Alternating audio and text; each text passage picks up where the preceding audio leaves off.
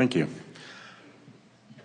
What I had wanted to get clarification on is, assuming that we are starting in the vortex and that's the way that things are going for us, how we create our reality as individuals versus the shared platform or structure that we're all working together within. I'll use an example. You've said a few times... Well, it's really better to leave the shared platform out, because in the shared platform, there's a sort of averaging of experiences. Well, that's what I'm trying to get a sense of. You've said in the past, and you said it a few times over the last couple of years during whatever the economic issues that were going, were that somebody who's in the vortex doesn't need to be impacted by anything that's going on. In other words, people can thrive no matter how bad the general times are. And some are. And some are, exactly. Probably a lot of the people in this room are. So here's a question. Assuming that we're thriving, and let's say that we're doing it in a way that interacts with the outside world, are we doing it conscious of what's going on around us? And I'll take investments as an example, because that's what some of us do. And investments, by definition, is an interactive thing. Am I finding investments, if I am thriving in generally down or whatever economic conditions, because I'm finding individual investments that are going to thrive despite whatever's going on? Or am I literally creating a reality where the meltdown or the downticks or whatever are not as bad as, let's say, the reality that other people are creating?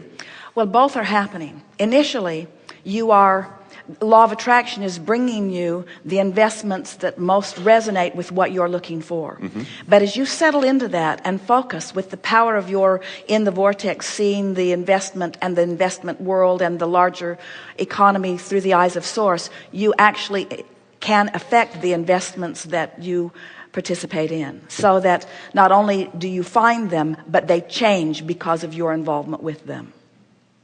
Okay, but that's the investments themselves. Does the overall environment change because of my interaction with it? Yes. So I can be living... Well, it depends upon your attention to the overall environment. And that's why we're talking about you finding your stability. You can get so stable that you could focus anywhere in the environment and it wouldn't take you out of the vortex. Right. And when that happens, you will uplift the entire experience. But if you're not stable, and your attention to the environment takes you out of the vortex, then it won. Okay, then let's take something you just said. Are the people who are thriving, are they uplifting the environment for everybody? Yes. Those who are? Yes. You can't get sick enough to help sick people get well. You can't get poor enough to help poor people become wealthy. In other words, it is only through your attention and vibrational alignment with, which insists on manifestational evidence of, in order to uplift others. Okay, so it's not just uplifting themselves, it is literally changing the overall shared environment because they are focused, they are aligned with themselves, they're in the vortex. That's right. That's why when a handful are thriving and one or millions demonize them, the demonizing of the millions is less impact on the overall than the success of the one. One who is in alignment with the vortex is more powerful than millions who are not. Okay. We want to close on and if you have more, we can begin with you.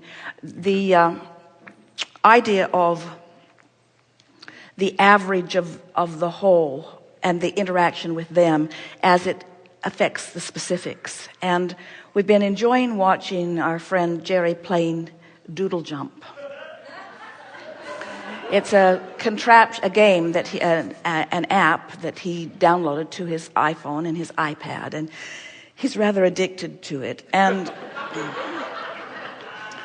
it's wonderful to see how playful he is. But there are scores, and there is a personal high score that was really of interest to him, and he just did exceptionally well. In fact, Esther stopped playing because he did so well, and then one day she did better than he did, and then she played more, and they realized they were more competitive than they realized. But as long as they are focused upon their high score, they're moving along not just reaching high score after high score, but really, really having fun.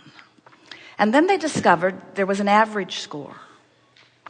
And the average score sort of took them out of the vortex, because it meant every time they really had a bad game, it affected the average score. And the reason that we're introducing it into the subject here is because it's sort of what we were talking about, especially with our friend earlier, as she was sort of telling us the pros and the cons and the pluses and the minuses, is that when you introduce those things, even in your effort to show relevance to something else, there is an attention to a vibration that does affect the average. That doesn't have to be active in your vibration. And this is our way of saying, if you're less objective, your vibration will be higher. If you're more personally and selfishly focused, your vibration will be higher. Even though you kept saying it is a cooperative endeavor and it is a co-creative experience and there are lots of others with whom you're involved, you have more control over your singular attention to the singular things that you do. So anything you do that waters that down just can have a little bit of an impact on your experience. Okay. I'm just trying to put it in the context of some people are able to, let's say that they start their own businesses, or I don't know, they're enacting that sort of thing that may be big in this seminar.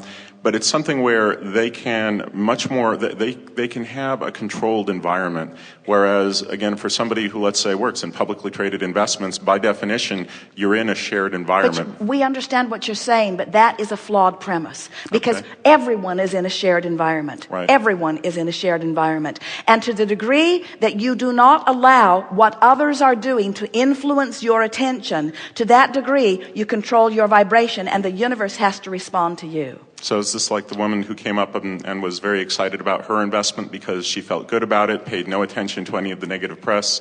That's the sort of theme that you're suggesting? That's exactly the theme that we're suggesting. Ignorance is vortex.